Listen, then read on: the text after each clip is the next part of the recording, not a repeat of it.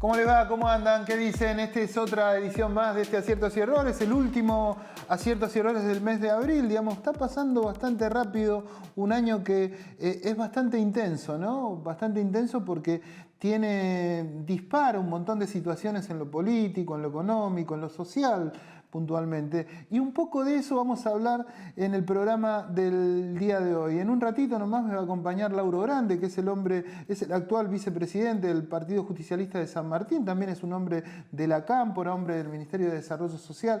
Vamos a preguntarle qué es lo que pasa con ese sector del gobierno que pareciera no está tan de acuerdo con el funcionamiento de la gestión de Alberto Fernández, ¿no es cierto? De eso y un montón de cosas más. También me va a acompañar Jorge de Antoni, que es el actual secretario general de la bancaria de San Martín y de 3 de febrero.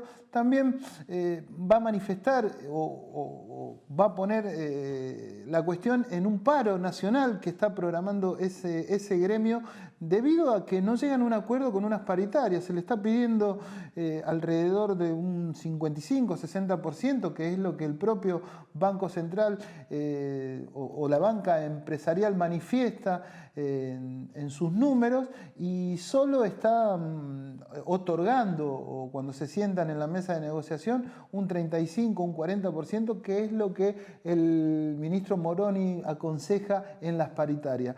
Esta discusión es una discusión que se viene dando y que genera un problema, porque pareciera que gran parte del gobierno no está entendiendo muy bien la situación general de la sociedad. De hecho, hay una problemática con el alza de la inflación y otras cuestiones más, ¿no? También me va a acompañar en el programa del día de hoy José María Sacco, que es el presidente de Martilleros de San Martín y vicepresidente de Martilleros de la provincia de Buenos Aires. Estuvieron esta semana reunidos en el ámbito del Congreso de la Nación con distintos legisladores para tratar una nueva ley de alquileres que también preocupa mucho a muchos ciudadanos, sencillamente porque la actual ley que los rige no convence ni a una parte ni a la otra, ¿no? Y están buscando llegar a un acuerdo que parece no es tan sencillo. Y por último, como siempre, me va a acompañar la doctora Amelia Franchi para hablar de la temática de la salud y particularmente de lo que tiene que ver con un rebrote de triquinosis, y también de hacer hincapié no solo por este rebrote, sino también hacer hincapié en lo que tiene que ver con la vacunación. Quédese ahí, que en un ratito damos comienzo a las Aciertos y Errores del día de hoy.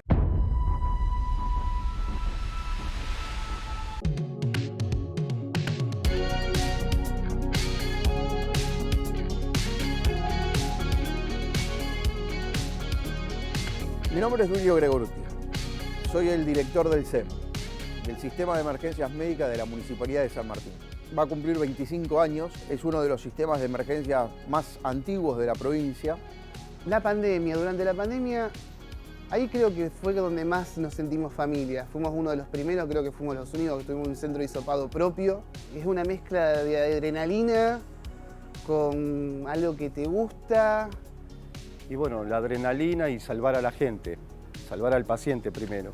Y me siento orgullosa de poder trabajar en este espacio porque sé que no muchos municipios cuentan con un servicio tan completo como el nuestro, ¿no? Formamos un gran equipo, médicos, choferes, enfermeros, tanto dirección como los operadores corriendo de un lado para el otro para brindarle lo mejor a todo el pueblo de San Martín.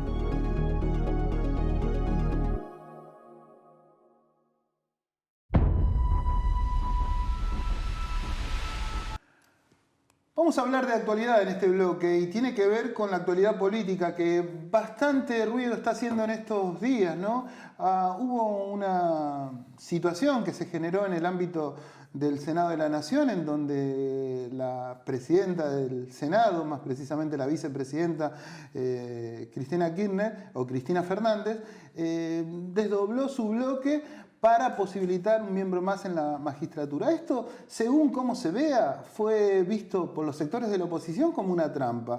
Por los sectores del oficialismo lo vieron con agrado, pero también vieron como una posibilidad de una estratega que lo es la propia Cristina Kirchner. Pero bueno, esto está vinculado siempre con el sector del kirchnerismo, con el sector de la cámpora, y como tiene que ver con eso, me acompaña en este bloque Lauro Grande, que es un hombre de la cámpora, reconocido hombre de la cámpora, también vicepresidente del Partido Justicialista de San Martín, entre otras cosas, y también funcionario del Ministerio de Desarrollo Social, ¿no es cierto?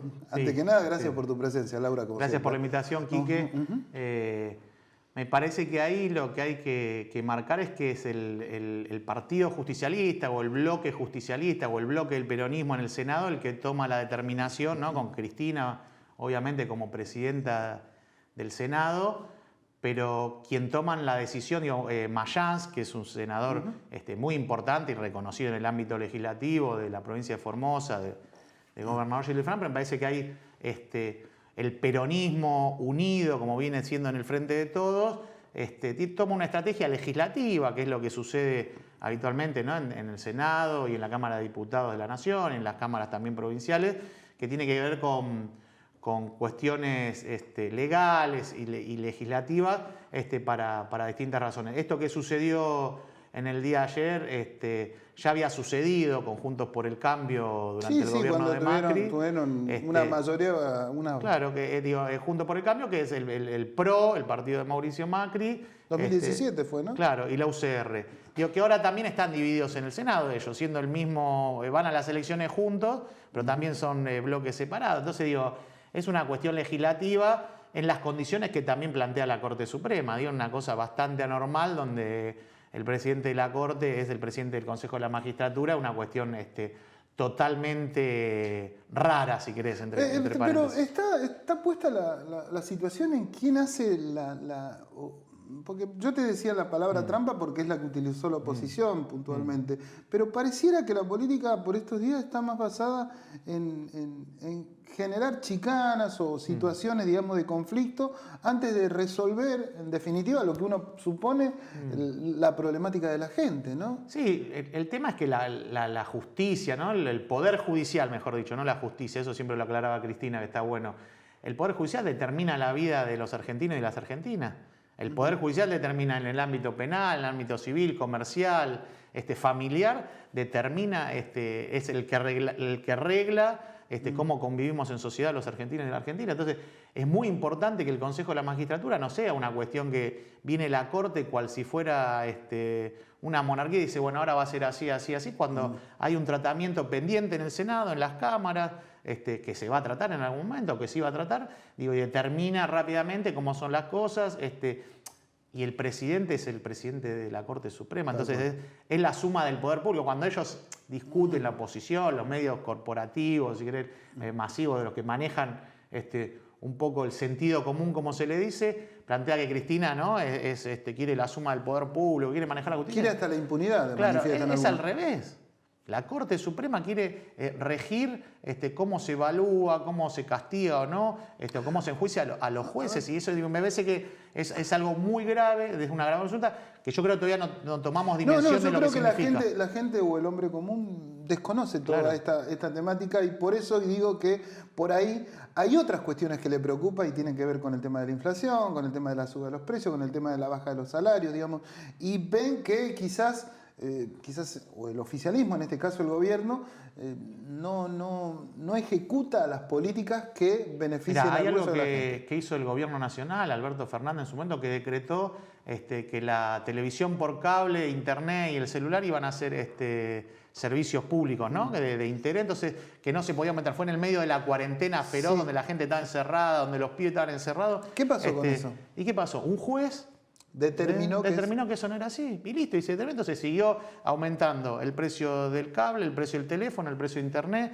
Entonces y esas situaciones determinan la vida de la gente. Cuando un pibe tenía que hablar con su maestra por internet, por wifi, por el celular, no lo podía hacer porque un juez determinó. ¿No tiene herramientas como para vetar eso? El Consejo de la Magistratura para decir, este juez actuó mal, actuó en contra de las normas establecidas, en contra del bien común.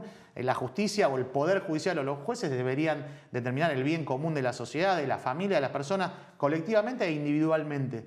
Me parece que, y eso lo determina el Consejo de la Magistratura, ¿no? Que es como digo, el árbitro en el partido de fútbol o el VAR ahora que se usa en un partido de fútbol. No, ese es el Consejo de la Magistratura, el que dice que un juez, una cámara o lo que sea, funciona bien o mal, o más o menos. Y es un debate también, digo, es un debate. El Consejo de la Magistratura Claro, no se lo termina. Puede decir, bueno, una parte del Consejo de la Magistratura dice, che, nos parece que este juez o esta jueza actuó de mala manera. ¿Se enjuicia, no se enjuicia? Bueno, es un debate y después se toman las resoluciones del caso. Y se evalúa también quiénes son aptos o no para ser jueces, ¿no? Digo, me parece que eso tiene discusión.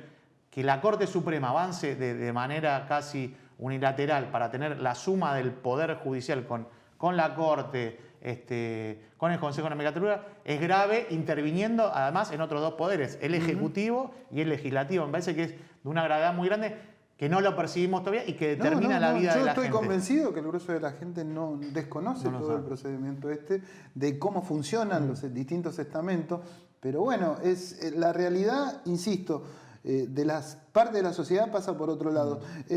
No cambiando de tema, pero sí puntualizando en algo que es de conocimiento público. Yo decía al comienzo de la nota, vos pertenecés a un sector que es el de la cámpora y que es una herramienta, o sea, es el sostén del kirchnerismo. ¿Ustedes están en contra del gobierno? No, de ninguna manera. Este es nuestro gobierno, el gobierno nacional, el gobierno provincial, muchos municipios, por ejemplo en San Martín, somos parte de este gobierno. Defendemos este gobierno, lo que discutimos, hay tensiones y se explicitan a veces públicamente de cuestiones que hay que resolver, ¿no? Digo, ayer, por ejemplo, al mismo tiempo que daban las discusiones la oposición enardecida sobre el Consejo de Magistratura y la división del bloque en Unidad Ciudadana y el bloque nacional y popular en el Senado, también se trataba en el plenario de comisiones esta ley que hizo Oscar Barrilli, o que propone el proyecto de ley que propone Barrilli, que es que la deuda externa con el FMI la paguen los que fugaron la guita del exterior. Eso es nuestro gobierno, eso es defender al gobierno nacional, de decir, che... Bueno, ¿pero qué? ¿Hay un sector del gobierno que no quiere eso, digamos? Hay sectores que tienen otra visión, yo no sé, sino que me parece que todos apoyan este proyecto de ley. Después es cómo avanzamos sobre eso. Nosotros creemos que hay que avanzar rápidamente para resolverle la vida a la gente. Son miles de millones de dólares que están en el exterior, que se la fugaron en el gobierno anterior. Bueno, que pongan la plata, que se pague al fondo y que la gente pueda vivir bien, porque nosotros no podemos decir que al fondo le vamos a pagar ajustando el tema de los subsidios a las tarifas. ¿No están de acuerdo con esto que se firmó con el fondo? No, nosotros creemos que hay formas y formas de negociar con el fondo, con el Banco Mundial, con los acreedores privados. Hay formas y formas. Una forma es defendiendo los intereses de nuestro pueblo y principalmente de los trabajadores y los más retrasados en el tema distributivo.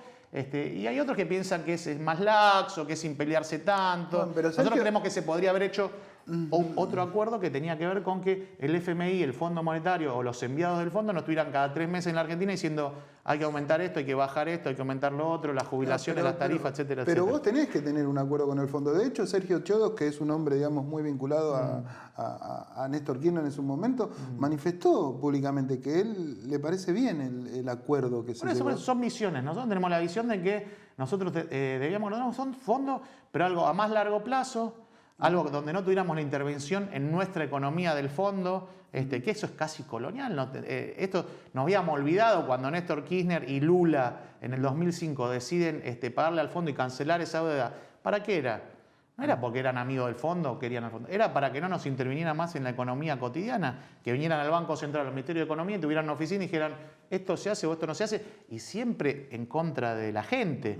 Bueno, lo hacen en contra del círculo rojo, de las 10 familias más importantes de la Argentina. Estamos de acuerdo, pero quizás al ciudadano común y particularmente a aquel que lo votó al gobierno, lo que ve con poca simpatía es toda esa situación de chicanas que se van dando. La propia Cristina Kirchner la vez pasada cuando manifestaba que la banda no te da el poder, o el mismo canciller Cafiero cuando dice al que no le gusta el gobierno no tiene por qué acompañarlo, que no está de acuerdo, digo, y se dan esas tensiones en el mismo ámbito. Mirá, lo que dijo Cristina sobre la banda presidencial y el bastón y el poder, lo decía ella cuando era presidenta, y ella lo dice en carne propia, yo lo viví. Sí, pero que significa vos te das cuenta que también vos podés ser el presidente de la nación, el gobernador, el intendente, el cargo que sea. Ahora, el poder en el mundo, no solo en la Argentina, es económico. es corporativo de los medios, de las grandes multinacionales. Entonces hay una discusión ahí que tiene que ver con nuestro pueblo. Nosotros vamos a salir esta semana, ya salimos, con una campaña que es poné tu firma para que la deuda con el fondo la paguen con los fuera. Vamos a juntar firmas, pintadas, foros, charlas, para que en la sociedad, esto que parece una discusión en un lugar que no le resuelve la vida a nadie, sepa de qué se trata. Sepa que si nosotros le damos pelota, hablando mal y pronto, al fondo con todas las cosas que quiere hacer en su plan económico, vos no podés comprar un kilo de asado para el domingo. Esto te comentábamos antes fuera de cámara. Sí, sí. Los trabajadores formales que van creciendo, ¿no? No, La UOM, nos contaban los compañeros que hay cada vez más trabajo formal en las metalúrgicas. Ahora, entran a trabajar, tienen trabajo en blanco y no llegan a fin de mes. Claro, el sueldo es ínfimo, digamos, comparativamente con el aumento de las cosas. Digamos, hay un montón de cuestiones que uno va viendo en una situación compleja, digamos. Hoy la inflación es algo que no puede detener el gobierno. Las paritarias, digamos, que debían hacerse cada cierto tiempo ya se van acotando, digamos, porque evidentemente hay una situación crítica, al menos en lo que tiene que ver con el bolsillo de la gente, ¿no? Nosotros pensamos esto, hay que resolver la vida de la gente nos votó para echar a Macri, el Frente de Todos fue votado para echar a Macri y para vivir bien. La gente quería vivir bien. Vive bien la gente y vive un poquito mejor, pero no llegamos a lo que le prometimos en la campaña, que era que tuviera trabajo, que llegara a fin de mes, que tuviera salud, que tuviera educación y que viviera con dignidad. Entonces nosotros necesitamos que hay un gran sector que se está recuperando, que le va muy bien, que puede ir de vacaciones 3 o 4 veces por año y está muy bien y estamos contentos por eso, pero hay otras que está pasando hambre.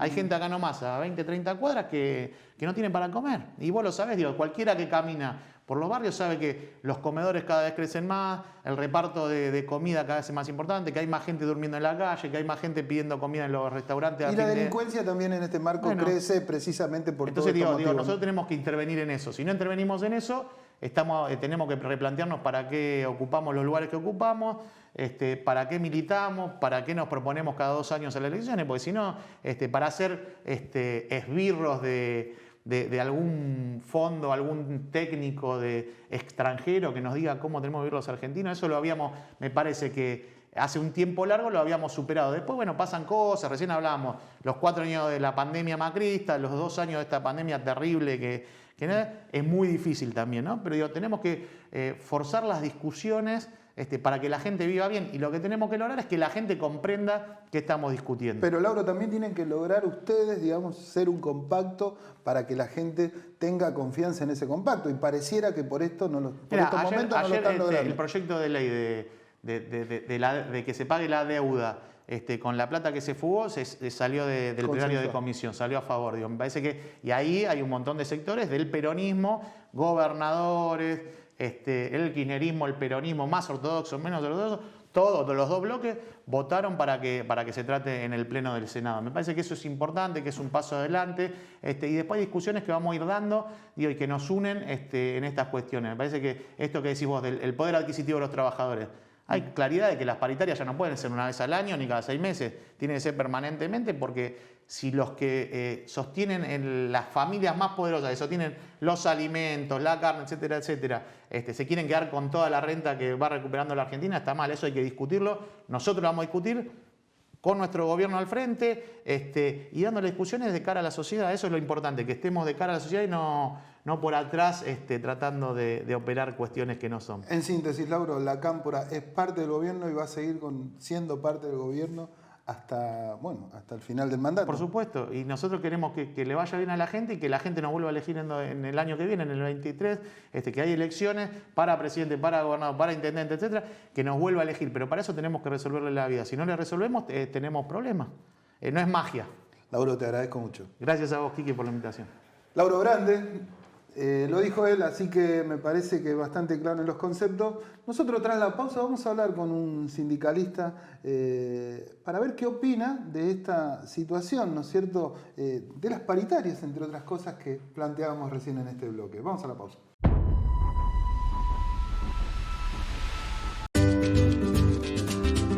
Llegamos a Saspeña. Vamos a renovar Plaza Pastorino.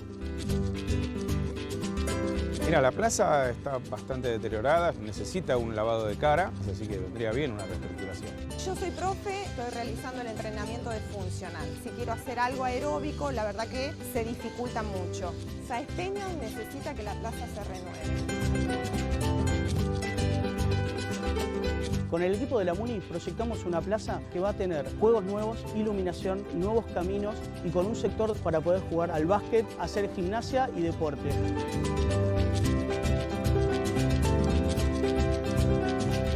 Plaza Pastorino, en breve su renovación.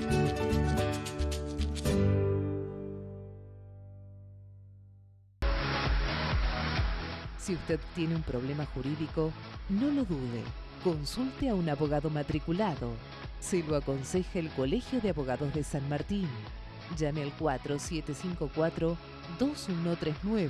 Avenida Ricardo Balbín, 1750 San Martín. Seguinos en nuestras redes sociales y entérate de todas las actividades legislativas.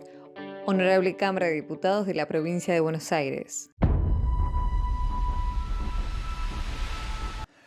Lo dicho, en el bloque anterior me acompaña Jorge de Antoni, que es el secretario general de la bancaria de San Martín, 3 de febrero, de toda esta zona en donde nosotros estamos grabando el programa en este día en particular. Y hay una situación que tiene que ver con los gremios, que también lo venimos hablando desde hace mucho tiempo, y es el desfasaje que hay con los sueldos, con los salarios, ¿no es cierto? Los sueldos están demasiado bajos, pero quizás la bancaria es un ejemplo muy particular. ¿Por qué digo esto? Porque uno comprende, entiende que uno de los gremios con mejores sueldos, sueldos más elevados, es este.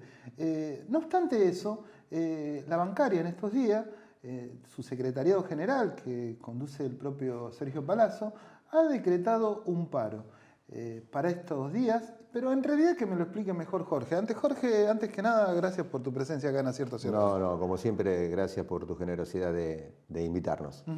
¿Van al paro? Sí, nosotros estamos en un proceso de negociación paritaria, al igual que muchas organizaciones sindicales, muchas actividades, tenemos la paritaria vencida y venimos de un largo proceso de discusión paritaria.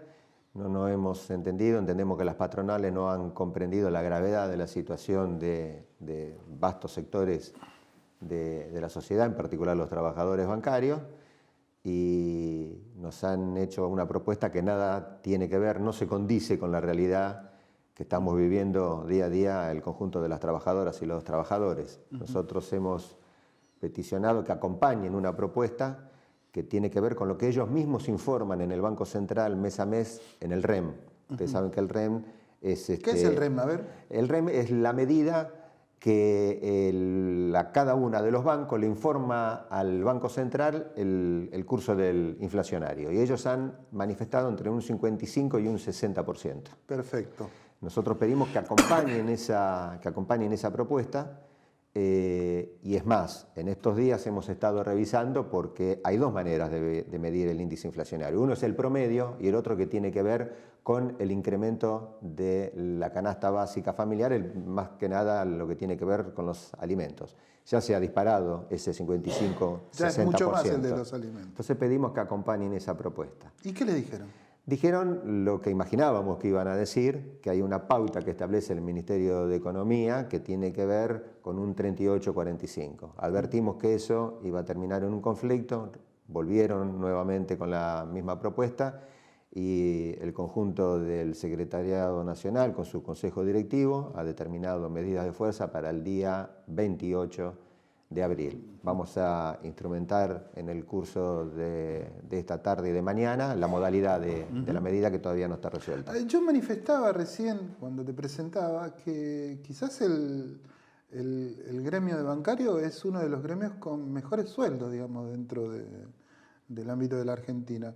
¿Qué ronda? ¿Cuánto es un sueldo mínimo de más o menos de un bancario? 140.000. Y obviamente ustedes consideran que ese monto es poco, con cierta razón, por lo que vos manifestás, pero vos también sos de conocimiento que hay un montón de gremios que están por debajo de esa cifra. Te agradezco la reflexión. ¿Por qué? Porque me permite ir un poco más allá de lo que es la actividad del gremio bancario. Es cierto, nosotros tenemos buenos salarios y eso tiene que ver con que siempre fuimos dirigentes preocupados y ocupados con lo que nos pasaba a los trabajadores y a los trabajadores bancarios. Y ahora lo que estamos pretendiendo es sostener la capacidad del poder adquisitivo del salario de los trabajadores bancarios. Pero también somos conocedores de que hay vastos sectores de la sociedad que no tienen estos salarios, que hay vastos sectores de la sociedad que están fuera del sistema formal del trabajo y que independientemente de los números que se manifiestan en el que manifiesta el Gobierno Nacional, que son ciertos, que está habiendo crecimiento de la economía, también es cierto que no le llega al común de la gente. Cuando a un trabajador no le alcanza el salario, no le alcanza. Claro. Y no hay forma de explicar de que la economía está creciendo, cosa que es cierto, pero no le alcanza a ese trabajador, esa trabajadora. Acá estaba pensando mientras te escuchaba, entro en una disyuntiva. ¿Por qué ustedes consiguen ese tipo de salarios, más allá que ahora, bueno, están peleando por elevarlo, y los otros gremios no? ¿Hay déficit gremial en esa situación o qué es lo que pasa? No, yo soy muy respetuoso de las dificultades que atraviesa, o la realidad que atraviesa también cada organización sindical y tiene su modalidad a la hora de dar la discusión tanto paritaria como condiciones de trabajo. Digo condiciones de trabajo porque nosotros en la paritaria que estamos discutiendo no estamos discutiendo únicamente salario. Claro, estamos discutiendo que se instrumente y que se reglamente definitivamente la ley de teletrabajo, que se termine con la injusticia que tiene que ver con las compañeras bancarias, donde a igual trabajo tiene que haber igual remuneración. En muchos sectores no está ocurriendo eso. Estamos planteando también lo que tiene que ver con la guardería universal, que todas las compañeras que tienen hijos en edad de guardería tengan la guardería para poder llevar a sus hijos. Bueno, una gran cantidad de cuestiones, no lo reducimos únicamente al tema salarial. Pero yo soy muy respetuoso de la realidad y las dificultades que atraviesan cada organización sindical. Sí creo, y como hombre de la Confederación General del Trabajo, yo soy secretario adjunto de la Regional San Martín. Creo que la CGT Azopardo debería convocar a una gran discusión. Me parece que está faltando esa gran discusión que tienen que tener todas las organizaciones sindicales en el ámbito que les es común, que es la Confederación General del Trabajo, para poder fijar posición frente a estos grandes temas. Sí, de hecho, me parece que amerita este tipo de convocatorias sencillamente porque del otro lado, evidentemente sí están más compactos, digamos, en los ofrecimientos de los distintos porcentajes de paritaria, por decirlo, ¿no? Lo que pasa es que también hay una gran cantidad de cuestiones que son colaterales y que también abrevan a la condición salarial. Yo hablo de mi actividad, que es la que conozco, y lo conversaba contigo telefónicamente hace unos días. Por ejemplo, se ha avanzado a un acuerdo con plataformas digitales.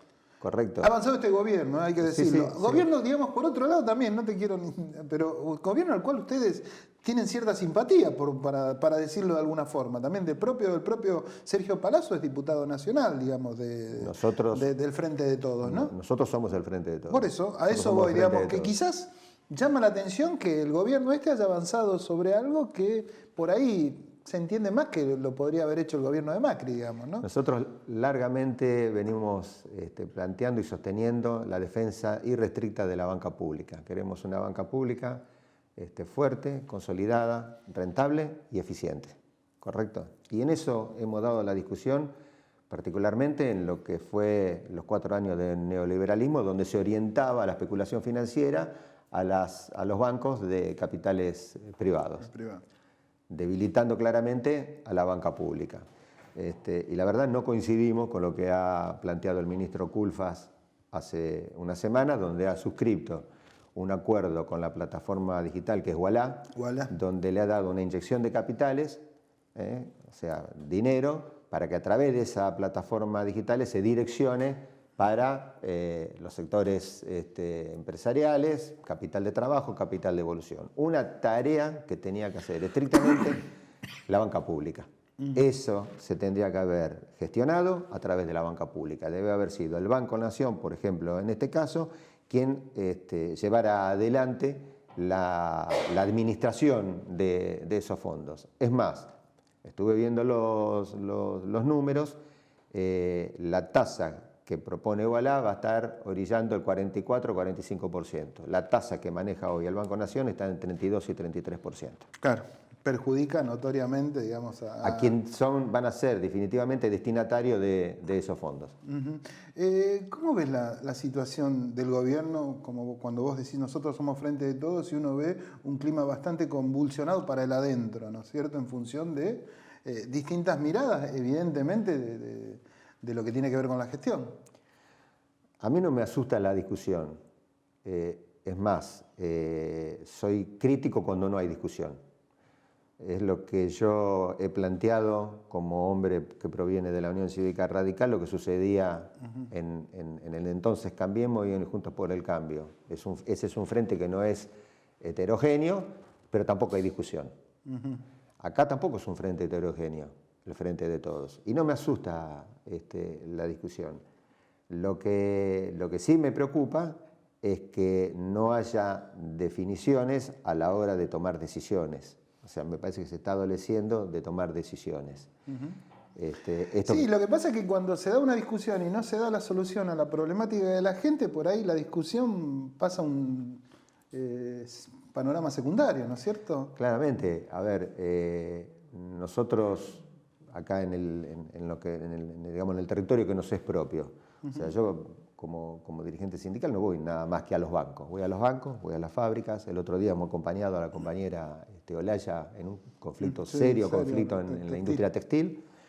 Vamos a los comedores comunitarios, vamos a los menús y vemos claramente la gente la está pasando mal. Claro. La gente la está pasando mal. Y si nosotros como hombres de la política, del sindicalismo, que pretendemos transitar ese camino, hacemos caso omiso a lo que está ocurriendo, bueno, estamos mal. Y la verdad, yo pertenezco a una organización que se ha caracterizado siempre por fijar posiciones, tomar los riesgos de lo que significa tomar esas posiciones, pero nunca mirar para el costado. Y es lo que no estamos haciendo, no estamos mirando para el costado. Jorge, te agradezco mucho tu presencia, pero antes de irte, vos recién decías, yo pertenezco al radicalismo. ¿Qué pensás que va a pasar con el radicalismo, digamos, en su... Bueno, porque si el gobierno o el Frente de Todos o el peronismo no logra unirse, está claro que el radicalismo no lo ha hecho, digamos, en este último tiempo, digamos, hay radicales por todos lados y todos se dicen radicales. ¿Qué mirada tenés? Permitime que te conteste con otra pregunta. A ver. Mis correligionarios y mis correligionarias están planteando que ser radical es estar dentro de la orgánica de la Unión Cívica Radical. Pregunto, si la orgánica de la Unión Cívica Radical desoye los valores éticos, morales y filosóficos que hicieron y que le dieron origen al partido, ¿qué es lo que tenemos que hacer los que no estamos dentro de esa orgánica? Hoy es imposible que me digan que están haciendo radicalismo Juntos por el Cambio. En Juntos por el Cambio hay una escalada para ver quién tiene el discurso más de derecha. Y redoblan permanentemente la apuesta. Lo que está sucediendo ahora con la Corte Suprema de Justicia y con el Consejo de la Magistratura es una prueba de ello. Los invito a que revisen sus propios discursos del año 2011, 2015, que era lo que decían. Es exactamente contrario a lo que están planteando ahora. Hay que hacer revisionismos históricos, lamentablemente carecemos en gran parte de la sociedad de eso, ¿no? Nos olvidamos rápido de las cosas, lamentablemente. Jorge, te agradezco mucho. No, agradecido soy yo, Quique. Jorge de Antoni, secretario general de la Bancaria de San Martín, 3 de febrero, hombre del Frente de Todos, como él lo manifiesta.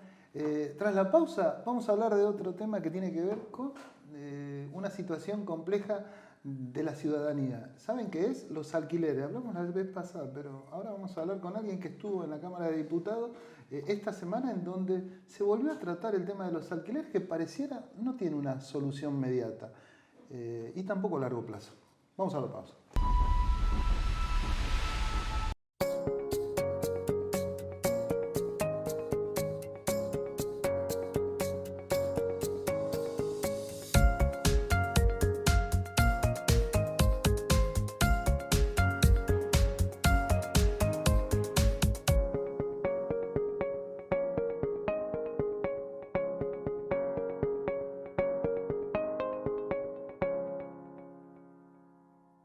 En Morón volvió el día verde. Los miércoles solo sacar residuos reciclables. Solo residuos reciclables. Como papel, cartón, plástico, vidrios y metales. Todos limpios y secos. Municipio de Morón.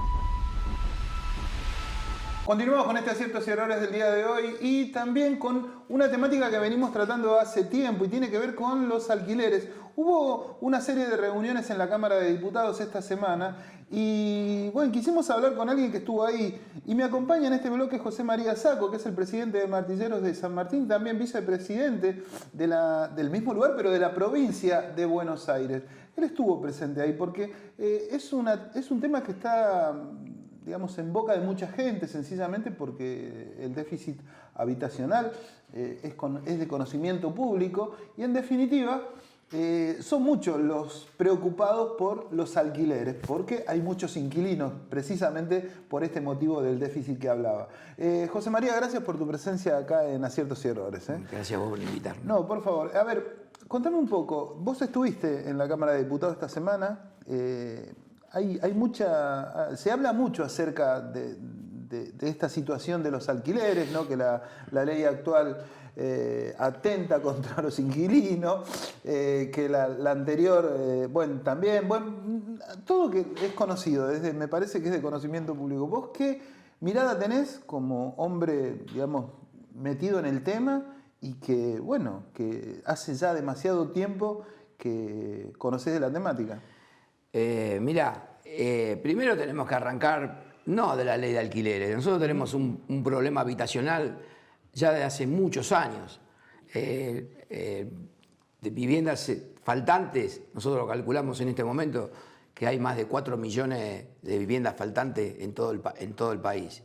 Entonces, tenemos que erradicar de ahí. No es culpa de este gobierno ni del anterior. Esto ya viene, creo que de 40, 50 años atrás, el problema habitacional que tiene el país.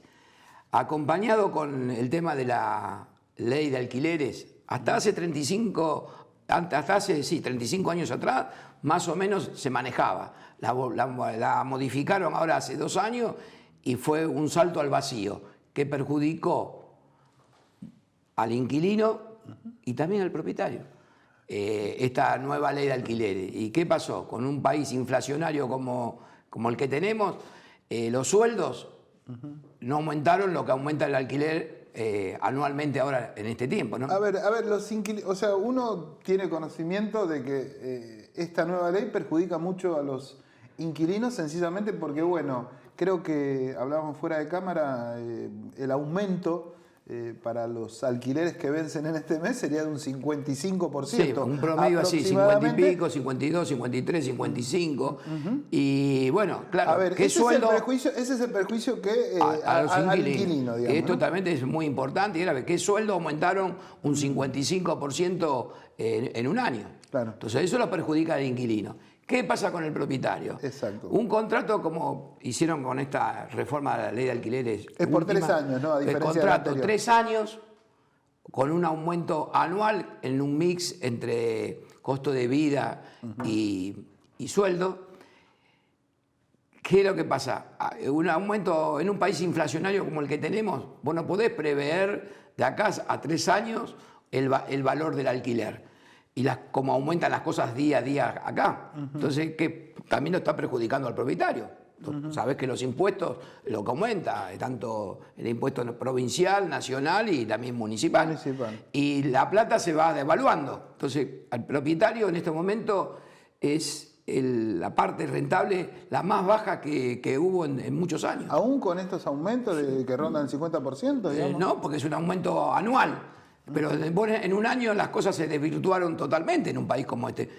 Esta nueva ley de alquileres fue tan perfecta que perjudica a las dos partes, perjudicó, tanto al inquilino como al propietario. ¿Qué hace el propietario? O la retira del alquiler o cuando hace un contrato prevé, ya se anticipa un aumento para cubrirse más allá. Bueno, pero en este contexto uno lo que ve es que en definitiva aquel propietario que no puede alquilarlo, tampoco puede vender la propiedad, digamos. Porque hoy es imposible. Está muy difícil. Hoy está difícil. Está difícil, aparte el alquiler ahora no es rentable para nada. Nosotros lo que estamos pidiendo, lo que pedimos ahora en la reunión en la Comisión de Legislación de la Cámara de Diputados, aparte de la reforma de la ley que estamos pidiendo, que lo piden la mayoría. Cuando hablan de reforma, ¿quieren volver a la ley anterior? ¿O hay una reforma, digamos, o algo más profunda? Nosotros lo principal, vamos, aparte de la reforma, algo más superador, a una digamos, desregulación impositiva para la persona que invierte en el país. La persona que su capital lo pone, por ejemplo, tanto para alquilar como para vender. Entonces vos con una desgravación impositiva que le das a esa persona que invierta y que esa persona no lleva la plata afuera, entonces a esa gente tenemos que apoyar, a la gente que invierta en el país y que haga viviendas para alquilar o para comprar. De esa manera se va a estabilizar el tema de los alquileres. Y no va a haber, que creemos nosotros, habiendo pocos alquileres. Yo creo que va a haber más demanda de alquileres, más oferta y los precios se van a estabilizar. Pero vos tenés que incentivar a la persona que invierte, incentivarlo con una desregulación, no sé, ingresos brutos, bienes personales o algunos impuestos. Incentivarlo a que construya y que invierta y favorecen a las dos partes, tanto al inquilino como al propietario. En ese marco que vos planteas, ¿cuál era la mirada que tienen los diputados de esta situación, digamos? Porque son en definitiva los que van a elaborar o no una ley, nueva ley que sea superadora, o sí, uno persigue que yo tiene creo que que ser los así. diputados tienen un lindo problema ahora de legislar una ley que no perjudica a las dos partes. Va a estar difícil el tema. Ayer se terminó de que expusieron de todos lados, de federaciones de inquilinos, representantes de cámaras inmobiliarias, del Colegio de la Provincia de Buenos Aires. Todos expusimos. Ahora ellos creo que empiezan a legislarla o a reunirse en comisiones a partir de la semana que viene. Y bueno, creo que van a tener que, ¿cómo se dice?, hilar finito para no perjudicar, conformar a las partes. Para conformar a las partes, ¿no? que es muy difícil, pero nosotros seguimos apuntando que el métier de esto, lo principal, es una desregulación impositiva para que la gente construya viviendas y invierta en el país, tanto para la vivienda como para la venta de las propiedades, que haya créditos. Una pareja antes juntaban los dos sueldos para pagar una cuota de un departamento en construcción. Hoy juntan los dos sueldos para poder pagar un alquiler. Un alquiler, digamos. Lamentablemente, ¿no? ¿Qué hay de eso que se hablaba mucho acerca de cobrar algún tipo de impuesto a aquellas viviendas que están vacías? Se habló mucho. Eso se comentó, bueno, eso es difícil. ¿Vos cómo determinás una vivienda ociosa? ¿De qué manera la podés determinar? Porque hay una propiedad vacía, la gente determinó venderla, porque rentable no sirve para rentar. Son 3 dueños o 2 dueños y la quieren vender, o se quieren dividir la plata. Esa no es una vivienda ociosa. No es fácil determinar qué es ocioso o lo que no es ocioso. Aparte, te estás metiendo en la propiedad privada. No, estamos de acuerdo. Entonces, cuando hablamos de vivienda ociosa, ¿por qué no miramos de primero de qué manera podemos incentivar que la vivienda haya vivienda? No acá no va más de seguir agregando impuestos. Acá agregamos impuestos y esa no es la solución. Hablabas vos al comienzo bueno, que también lo planteaba yo cuando presentaba el piso, del déficit habitacional, ¿no es cierto? De todas maneras, al menos un estudio último en Capital Federal manifestaba que había cantidad de viviendas suficiente como para que viviesen No. O sea, ¿se entiende lo que quiero decir? O sea, Sí, que supuestamente el problema vos es tenés grande. un montón de viviendas deshabitadas precisamente con un montón de gente que quiere habitarla, digamos. ¿Cómo se contempla eso? ¿Cómo se compatibiliza eso en definitiva? Nosotros no creemos que sea el déficit. Nosotros hicimos estudios y el déficit habitacional hasta hace unos meses atrás estábamos calculando alrededor de 4 millones de viviendas faltantes acá en el país, ¿no? Para alquilar o faltan viviendas. Y es un problema no de ahora, ya viene de unos cuantos años atrás, muchos años atrás. Entonces volvemos siempre a lo mismo. Incentivemos, busquemos la forma de que el país, que todo también pasa por la parte económica, por la inflación que hay, la suba del dólar. Entonces la gente trata de cobijarse o defenderse de alguna manera. Entonces, ¿de qué manera también se puede defender? es invirtiendo y que tenga una ventaja impositiva en la vivienda, tanto para construir o como para... En un escenario inflacionario es difícil. Es difícil, ¿no es cierto? Es difícil. Pero nada hace suponer que Argentina va a dejar de tener inflación como lo viene teniendo en estos últimos años, digamos. ¿Vos considerás que la solución a esta temática es ni más ni menos volver al reajuste de alquileres de manera semestral? Sería lo más seguro. Yo te voy a dar un ejemplo particular como nosotros como inmobiliario. Un buen inquilino, el propietario, no lo deja ir. Hay abusos, pero como en todos lados, como en cada profesión, cualquier profesión hay algún abuso. Vos una propiedad vacía hoy es muy costosa. Si te hablo de un departamento, tenés que pagar expensas, luz, gas, todos los servicios y más el impuesto nacional que tenés que pagar. Entonces prefiere tenerla ocupada. Entonces defendamos esa parte tanto al inquilino como al propietario de incentivarlo con medidas, no con agregar más impuestos. Sí, hasta donde yo comprendo, en la ley anterior lo que sucedía era que, había como amparándose, los propietarios lo que hacían era cada 6 meses incrementar más de lo que supuestamente tenía ese periodo inflacionario. Pero después eso no se contemplaba en la nueva, entonces se volvía a esa misma y por ese fue el motivo que salió esta ley que en definitiva terminó perjudicándolos a todos. A todos se lo perjudicó a todos. Nosotros se lo veníamos diciendo a los que estaban promoviendo esta ley, que iba a ser un fracaso. El tema de locación, el tema inmobiliario es una parte sensible en el país. Vos tocás algo, no sé, con cualquier otra cosa, se resfría y para nosotros es una neumonía. Así que ahí está donde está la parte, ¿no? La última, ¿cómo está el mercado inmobiliario? ¿Se vende o no se vende? No, para nosotros está totalmente en este momento paralizado. Habrá un 20%, un 25% de ventas. Pero ¿bajaron las propiedades en costo? En costo, en dólares, están ahí entre un 10, un 15 y en algunos lugares un 20%. ¿Por qué bajan? ¿Porque estaban muy caras o porque necesitan? No, porque no hay demanda y algunos sí tienen que vender o para seguir construyendo, capaz tienen que vender algún bien un poco menos para seguir la ronda de seguir construyendo. Pero sigue habiendo muchas construcciones. Sí, hay gente que todavía se dedica a eso. Hay construcciones. No, está bien, pero uno pero ve, digamos, está difícil. Está difícil. Tiene que haber con una estabilidad del dólar y una seguridad económica.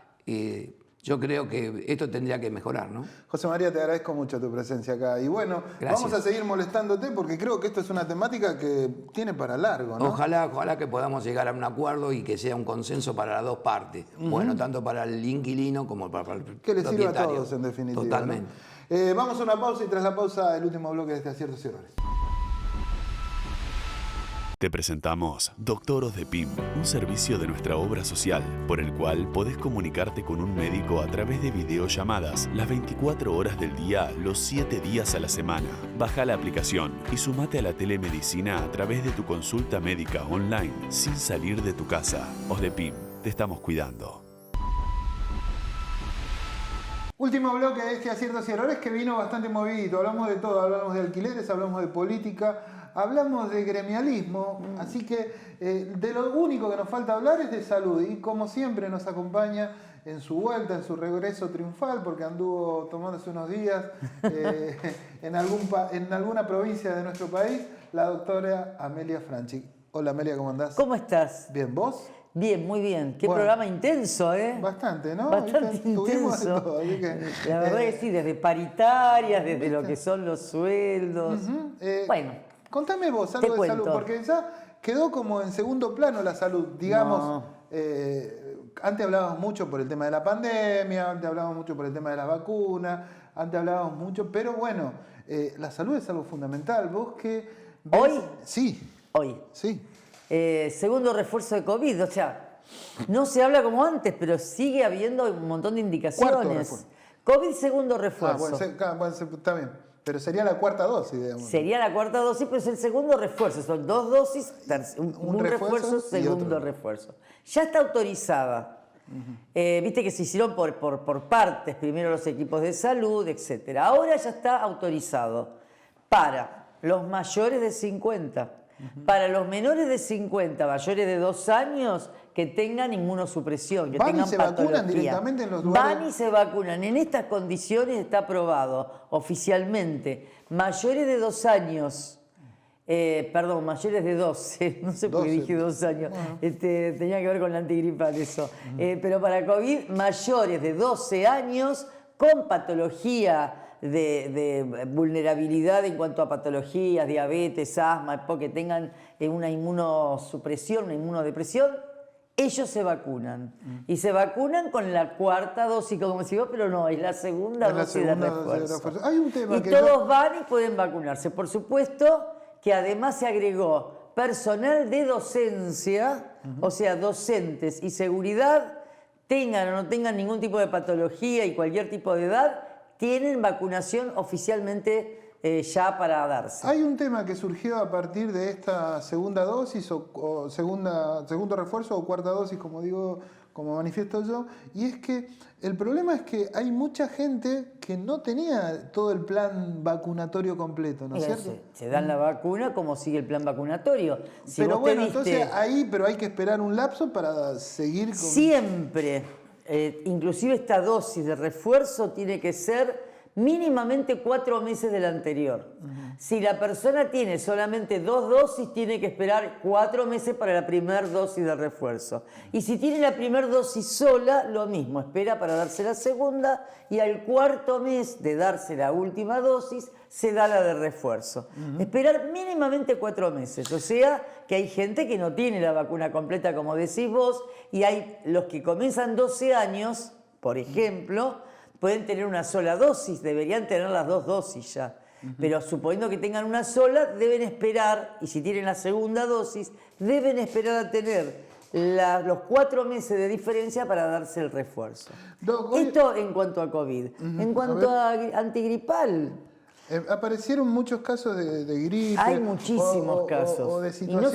O de situaciones de malestar con el aparato respirativo y todo. Todo, digamos, todo apareció, ¿no? Son enfermedades tipo influenza, la CETI. Desde febrero que estamos detectando una cantidad enorme de casos de influenza. ¿Vos te acordás? H2, N3, H1, N2. Sí. Bueno, se ha visto en todos los estudios que se están haciendo que hay un montón, muchísima cantidad de influenza. Por eso, hace un mes ya se largó la vacuna antigripal, o sea, ya se dio la vacuna antigripal a mayores, a gente con patología y actualmente a todo el mundo que tenga lo mismo. Ahí sí, mayores de 2 años, con patologías, mayores de 65, automáticamente se dan la vacuna antigripal y menores de 65 con patología. ¿Sabés qué? A ver. Es muy importante vacunarse. Sí. O sea, que disminuye la mortalidad, la morbimortalidad. Es importante la antigripal y para personas con patología respiratoria crónica, EPOC, asma, es muy importante la antineumocóxica. Y te podés dar la antigripal con la antineumocóxica. Y también te podés dar la dosis de refuerzo con la antigripal. Así que a vacunarse hay un montón de vacunatorios. Pero antes de cerrar, te quiero contar que hubo casos de triquinosis. ¿Qué es la triquinosis? No sé, hubo suena feo. 45 infectados. Es una enfermedad que es un parásito en general de la comida, de la carne de cerdo, también de oso y de algunos otros, o ratas, pero de la carne de cerdo mal cocinada, porque este parásito está dentro del músculo y entonces vos lo comés mal cocido o con chacinados que se hacen, ¿viste cuando vas al campo y por ahí matan al chancho y hacen chorizo? Claro. Eso no está detectado, no está visto el animal. Claro. Entonces debemos cocinar al cerdo y al bien cocinado y evitar este tipo de chacinados que son caseros, ¿no? Que no tienen ningún tipo de control. Entonces fue muy importante toda esta gente que se contagió, que comió y tiene el parásito, porque el parásito va al intestino. No, por lo que decís, yo interpreto que tiene que ver con no terminar el proceso, digamos, algo de cocido, de cosas que tiene que ver con esto de los animales. Así que bueno, a cuidarse con esto. Esto es prevención en la alimentación. A lavar las verduras también, ¿no? Ya que estamos. Nada. Nos vemos la semana que viene. Nos vemos. Ya nos están apurando desde el otro lado. Gracias por tu presencia. Y bueno, vamos a hablar de temas más puntuales la semana que viene. Sí, la Semana de la Tierra es esta. Es esta, bueno, hablaremos de otras cosas la otra semana. Hablaremos de otras cosas. Nosotros nos estamos yendo, esto ha sido Aciertos y Errores. Escuchen un poquito de música si el director quiere. Y a ver qué es lo que... ¿Con qué nos deleitan? Nos vemos la semana que viene. Han sido muy amables por estar aquí. Cielo para mí. Voy a volar, yo soy un